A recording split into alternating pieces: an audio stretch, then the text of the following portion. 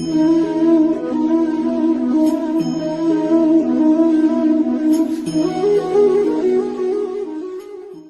श्री कृष्णा, राधे राधे।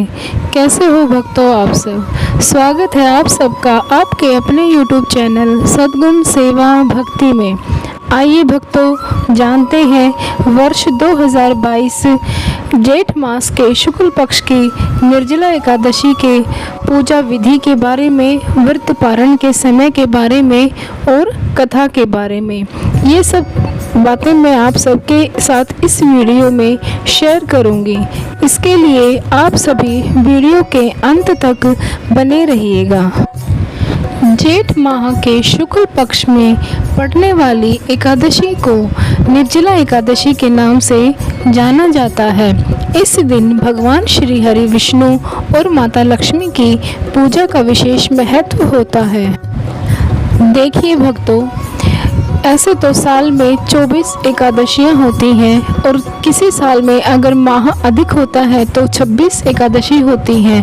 हर एकादशी का अपना अपना विशेष महत्व भी होता है, लेकिन यह एकादशी जो कि निर्जला एकादशी है, ये साल की सबसे कठिन एकादशी होती है, क्योंकि इस एकादशी में अन्न और जल दोनों का ही हमें त्याग करना होता है।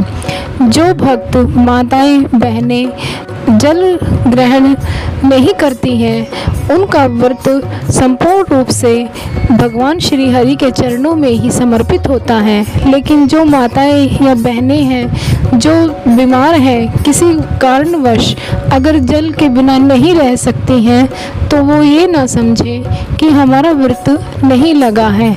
सबसे पहले तो आपको लिए जानना ज़रूरी है कि आप सभी अगर कोई भी व्रत करते हैं, उपवास करते हैं, तो उसके लिए आपके मन में उस व्रत के लिए सच्ची श्रद्धा होना सबसे अहम है।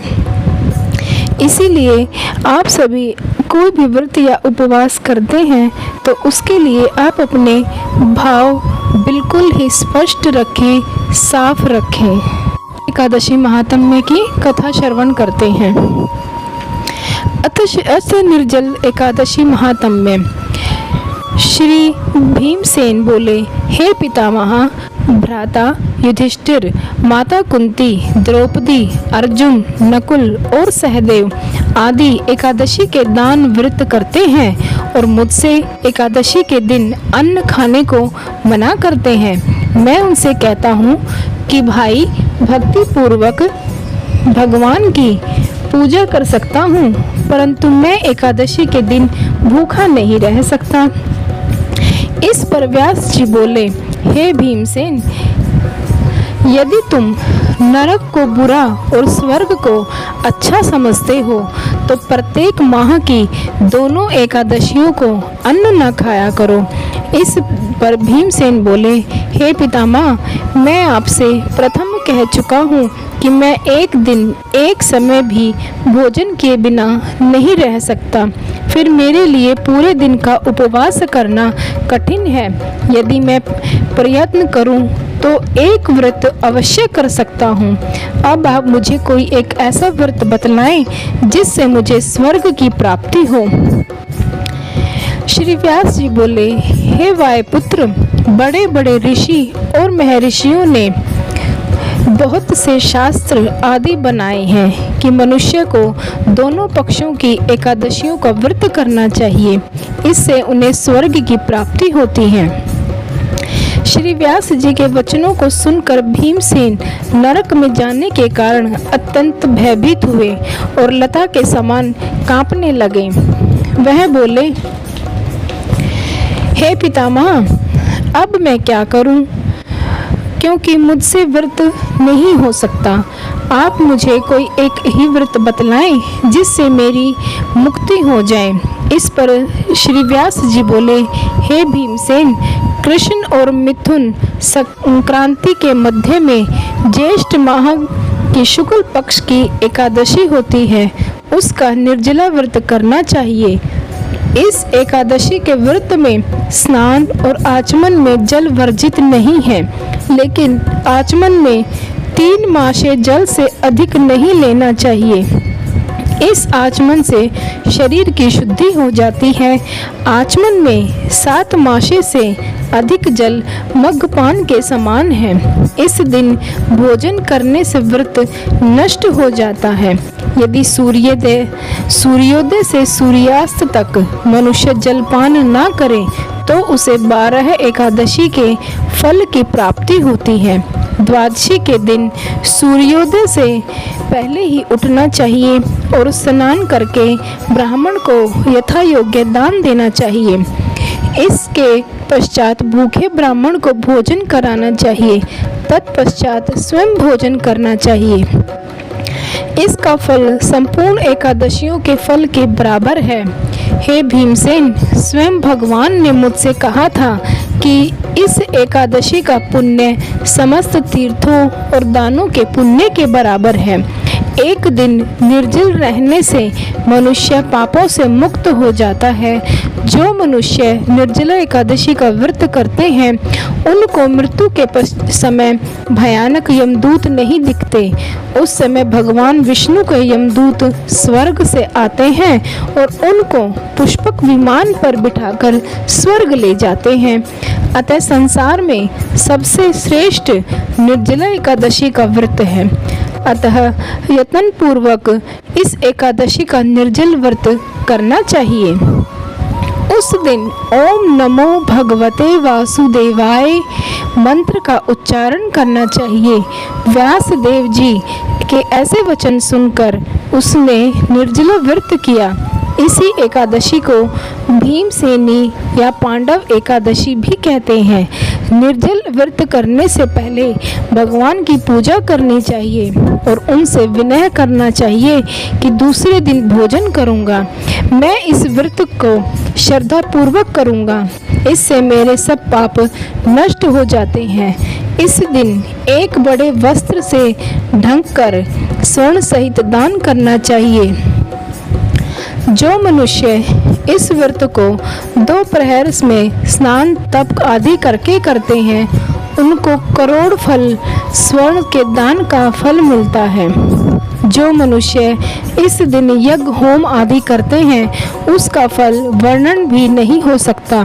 इस निर्जला एकादशी के व्रत से मनुष्य विष्णु लोक को जाता है। जो मनुष्य इस दिन अन्न खाते हैं उन्हें चांडाल समझना चाहिए। वे अंत में नरक में जाते हैं। ब्रह्म हत्यारे, मद्यपान करने वाले, चोरी करने वाले, गुरु से द्वेष करने वाले, असत्य बोलने वाले इस व्रत को करने से स्वर्ग को जाते हैं। हे कुंती पुत्र, जो पुरुष या स्त्री इस व्रत को श्रद्धा पूर्वक करते हैं उनका निम्नलिखित कर्तव्य है। उन्हें सर्वप्रथम विष्णु भगवान की पूजा करनी चाहिए। तत्पश्चात गौ का दान करना चाहिए। उस दिन ब्राह्मणों को दक्षिणा, मिष्ठान आदि देना चाहिए। निर्जला के दिन अन्न, वस्त्र, छत्र, उपानह आदि का दान करना चाहिए। जो मनुष्य इस कथा को प्रेम पूर्वक सुनते हैं या पढ़ते हैं उनको स्वर्ग की प्राप्ति होती है। तो भक्तों, इस प्रकार हमारी कथा पूर्ण हुई। एक और विशेष जानकारी मैं आपको देना चाहूँगी। आज ही के दिन चारों वेदों पुराणों की माता मानी जाती हैं, जिनकी पूजा स्वयं ब्रह्मा, विष्णु, महेश भी करते हैं, जो ज्ञान की देवी है। उन माँ गायत्री देवी का जन्म भी आज ही के दिन यानी जेठ माह की शुक्ल पक्ष की निर्जला एकादशी के दिन ही हुआ था। और आज के दिन ही ऋषि विश्वामित्र जी ने सर्वप्रथम गायत्री मंत्र को बोला था। इसलिए जो भी भक्त आज के दिन सूर्य देवता को जल अर्पित करते समय गायत्री मंत्र का जाप करते हैं उनकी 7 पुश्तें तक राजयोग भोग भोगती हैं। आइए अब जानते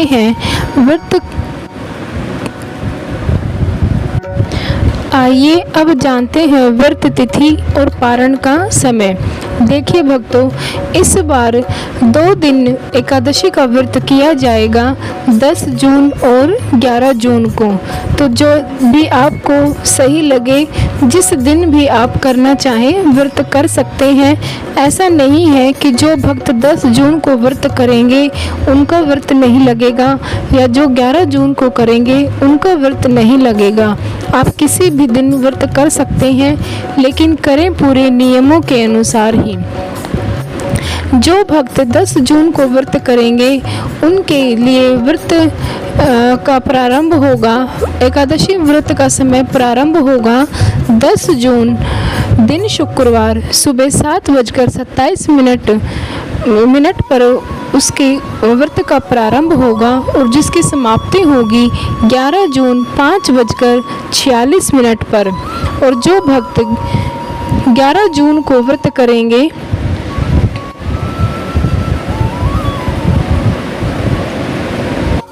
जो भक्त 11 जून को एकादशी करेंगे उस दिन 5:46 पर एकादशी प्रारंभ हो जाएगी, तो आप उस दिन भी एकादशी कर सकते हैं। अब जिन भक्तों ने 10 जून को एकादशी की है उनके लिए व्रत पारण का समय होगा 11 जून दोपहर 1:44 से शाम 4:32 तक व्रत पारण का समय रहेगा। और जिन भक्तों ने जून को एकादशी करेंगे उनके लिए व्रत पारण का समय सुबह 5:45 से 8:10 तक व्रत पारण का समय शुभ रहेगा। बताए गए समय के अनुसार ही आप अपने व्रत का पारण करें और प्रभु श्री हरि विष्णु की माता लक्ष्मी की कृपा प्राप्त करें। भक्तों, मेरी बताई हुई जानकारी आपको कैसी लगी, प्लीज़ मुझे कमेंट बॉक्स में ज़रूर बताएं और अपनी राय भी मुझे ज़रूर दें। और वीडियो को लाइक करें, दोस्तों के साथ शेयर करें, सब्सक्राइब करना ना भूलें। सब्सक्राइब करें तब बेल आइकन ज़रूर प्रेस करें, ताकि मेरी आने वाली वीडियो अपलोड हो तब उसका नोटिफिकेशन आपको समय पर मिलता रहे। जय श्री कृष्णा।